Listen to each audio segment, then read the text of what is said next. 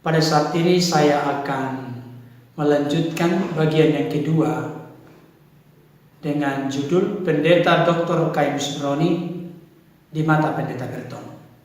Beliau mengatakan kepada saya begini, sesuatu yang kita dapat dengan sebuah pengorbanan, perjuangan, dan penantian yang cukup panjang, hal itu akan sangat kita hargai. Salam, jumpa kembali dengan saya Pendeta Berton. Pada saat ini saya akan melanjutkan bagian yang kedua dengan judul Pendeta Dr. Kaimus Broni di mata Pendeta Berton. Dalam bagian yang kedua ini, saya punya pengalaman yang unik dan menarik bersama dengan hambanya Pendeta Dr. Kaimus Broni. Suatu ketika setelah saya lulus Sekolah Tinggi Teologi, saya dipanggil oleh beliau ke ruangannya. Jadi secara khusus beliau memanggil saya ke ruangannya untuk menanyakan, Saudara Berton, Anda maunya di akademisi atau di gereja? Saudara, ketika beliau bertanya begitu, yang ada di pikiran saya adalah bagaimana supaya saya di akademisi. Dan memang terus terang saya katakan ini adalah pilihan yang tidak atau kurang tepat kepada saya saat itu. Karena memang secara umum saya itu berkecimpung di dalam pelayanan. Karena ketika saya masuk di dalam akademisi atau di Sekolah Tinggi Teologi, saya diangkat dalam dua hal. Yang pertama, menjadi asisten Puket 3 bidang kemahasiswaan dan pelayanan. Dan yang kedua, saya merangkap sebagai Bapak Asrama. Saudara, dikasih oleh Tuhan, setelah beberapa lama saya menjalankan tugas tanggung jawab sebagai asisten Puket 3 dan juga sebagai Bapak Asrama. Saya menjalankan tugas tanggung jawab itu dengan apa yang bisa saya lakukan sedemikian rupa semaksimal mungkin.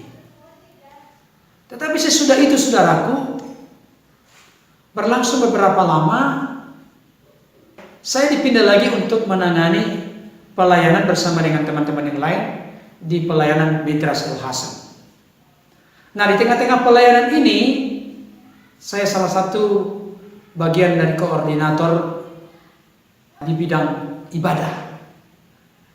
Dan setelah itu, saya merasa perlu dan terpanggil untuk merintis pelayanan sendiri. Dan ketika saya mau merintis pelayanan sendiri, saya kembali meminta waktu untuk ketemu dengan Pendeta Dr. Kaimus Broni.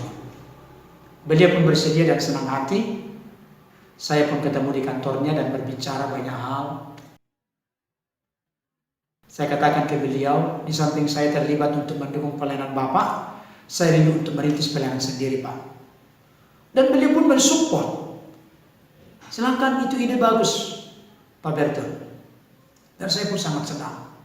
Tolong Bapak kasih resep, masukan kepada saya, khususnya konteks dalam memulai merintis pelayanan. Beliau mengatakan begini kepada saya, Bapak Ibu Saudara. Kamu merintis pelayanan harus melihat lokasi atau wilayahnya.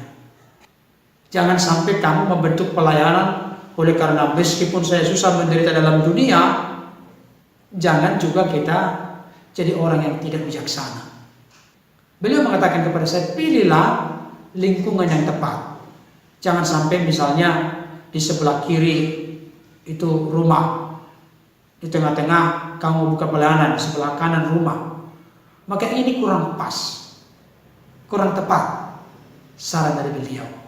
Pilihlah suatu wilayah atau tempat yang agak jauh dari pemukiman masyarakat banyak. Dan satu hal yang saya ingat betul ketika waktu itu beliau mengatakan, kamu jangan menjadi seorang yang minoritas sindrom di tengah-tengah bangsa ini. Dasar negara kita adalah Pancasila. Yang penting kamu berhikmat, pintar bersosialisasi, sehingga kehadiranmu diterima oleh orang-orang di sekitar. Saya dikasih masukan sedemikian rupa. Akhirnya Bapak Ibu Saudara, saya pun mulai merintis pelayanan di Cipedak, Jalan Muhammad Kafi, tahun 2003. Dan saya sangat dikuatkan, diyakinkan dan diteguhkan dengan masukan dari beliau. Dan setelah berselang beberapa lama, ada sekitar 2 tahun. Saya kembali mendapatkan kesempatan untuk bertemu dengan beliau di ruangannya. Waktu itu saya masih worship leader ketika pelayanan tengah minggu, bahkan ketika sudah mulai beliau merintis pelayanan dengan nama Gereja Kemah Abraham. Saya salah satu worship leader bersama dengan Ibu Noviani Eltenu, dan waktu itu kita sering memakai bahasa Ibrani ketika kita memuji Tuhan bersama dengan umat Tuhan. Ada masih beberapa yang saya ingat lagunya itu, misalnya Kados, Kados, Kados, Adonai, Elohim Sebaot. Nah itu misalnya. Indem matopu manaim, sepetahim hamyaha. Itu masih banyak lagi lagu-lagu yang lain. Roni Roni Batsiun Hariu Israel, dan seterusnya. Habenu Shalom Alaihim, Habenu Shalom Alaihim. Masih banyak lagi lagu-lagu yang lain. Saudaraku yang dikasihi Tuhan, sembari saya menjadi worship leader di bawah pelayanan dari hambanya Pendeta Dr. Kayem Subroni, terus saya merintis pelayanan saya secara pribadi. Dan ketika sudah berselang 2 tahun seperti saya katakan tadi, adalah kesempatan saya ketemu dengan beliau kembali. Dan ketika bertemu dengan beliau, belum ada pembicaraan yang lain. Beliau langsung tanya saya, Pak Berton, apakah Anda sudah ditakbiskan menjadi evangelis? Evangelis itu penginjil. Saya katakan kepada beliau dengan jujur, Pak, sampai sekarang sudah ada 2 tahun setelah saya lulus dari sekolah tinggi teologi yang Bapak pimpin, saya belum ditakbiskan menjadi evangelis. Beliau kasih wejangan yang sangat bermanfaat, dan itu saya pegang teguh sampai sekarang. Apa itu? Ya sudah, kalau memang belum ditakbiskan, tidak apa-apa. Pak Berton sabar menunggu waktunya, karena Allah berbuat segala sesuatu indah pada waktunya. Dan bukan hanya itu yang beliau katakan. Beliau mengatakan kepada saya begini, sesuatu yang kita dapat dengan sebuah pengorbanan, perjuangan, dan penantian yang cukup panjang, hal itu akan sangat kita hargai dan tidak akan mungkin kita abaikan, kita anggap sepele dan kita remehkan. Ini perkataan beliau kepada saya. Saya sangat diberkati ketika beliau mengatakan begitu, dan saya kembali semangat, saya kembali antusias dengan ungkapan pernyataan beliau. Sesuatu yang didapatkan dengan sebuah penantian, pengorbanan, maka itu akan sangat kita hargai. Jadi sabar saja menunggu kamu ditakbiskan jadi evangelis. Hal itu akan kamu hargai seumur hidupmu. Saya langsung salam beliau, saudara. Saya katakan terima kasih banyak Pak untuk nasihatnya. Terima kasih banyak untuk wejangan, untuk masukannya. Sangat membuat saya semangat dan berkobar kembali. Saya mau menyampaikan hal ini kepada Bapak Ibu Saudara. Adakah saat ini Bapak Ibu Saudara juga menanti sesuatu? Bagi pasangan suami istri yang sudah menanti sekian tahun tentang janji Tuhan untuk mendapatkan keturunan, apakah itu anak laki-laki atau anak perempuan, dan seolah-olah tanda-tanda itu belum kelihatan, saya mau kasih tahu, jangan berputus asa. Pegang teguh janji Tuhan. Janji Tuhan adalah janji yang murni, yang dapat dipercaya, dapat diandalkan dalam hidup kita. Ingatlah, sesuatu yang kita dapat dengan sebuah penantian dan sebuah pengorbanan yang begitu lama, begitu panjang, maka hal itu akan sangat kita syukuri kepada Tuhan dan akan membuat kita tetap rendah hati, tetap menjadikan Allah segala-galanya dalam hidup kita. Saudara masih ingatkah peristiwa dalam Alkitab? Seorang Hana yang seringkali disakiti oleh madunya, Penina. Oleh karena dia seorang yang mandul, tidak mendapatkan keturunan. Dia sampai menumpangkan isi hatinya kepada Tuhan. Mulutnya komat kamit, hanya hatinya yang berkata-kata kepada Tuhan. Saking berat dan besarnya pergumulan persoalan, saking besarnya kesedihan yang dialami oleh karena perlakuan dari madunya penina. Dia tumpahkan isi hatinya kepada Tuhan. Bahkan dia bernasar kepada Tuhan. Apa yang terjadi?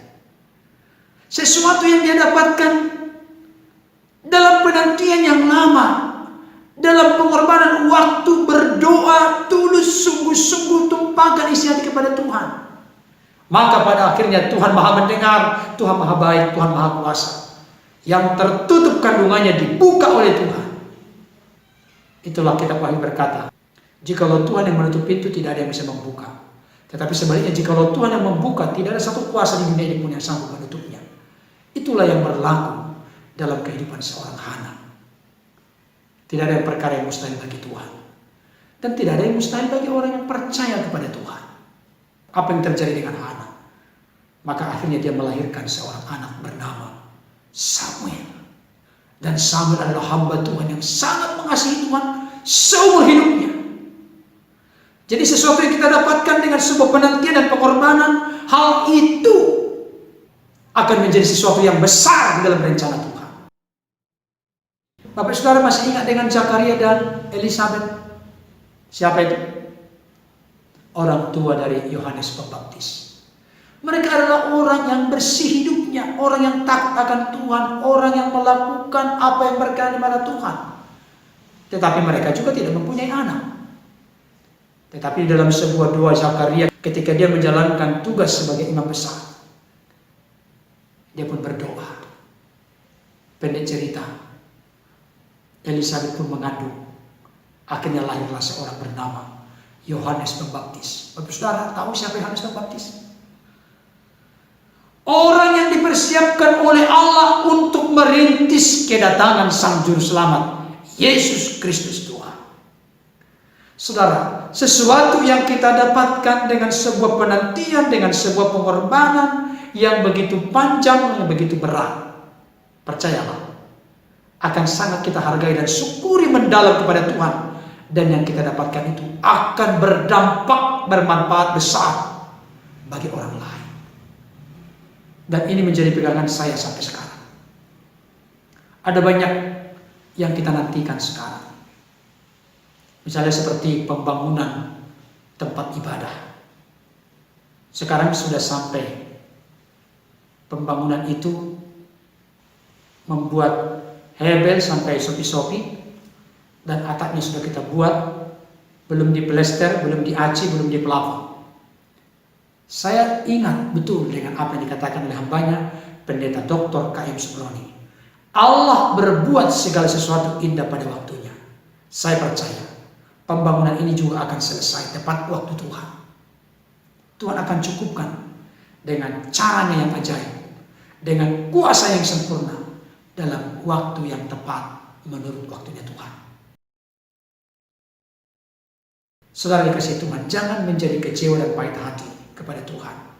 Jangan marah dan bersungut-sungut, berputus asa dalam hidup ini. Kalau Bapak Ibu Saudara sedang menanti apapun saat ini, mari tetaplah nantikan dengan ketulusan dan ketekunan. Kiranya pengalaman saya bersama dengan hambanya Pendeta Dr. K.M. Subroni ini, yang begitu praktis dan sederhana, dapat menjadi inspirasi bagi Bapak Ibu Saudara, dapat menguatkan, meneguhkan kita tetap menanti dengan sabar janji Tuhan yang iya dan amin dalam hidup kita. Tuhan Yesus memberkati.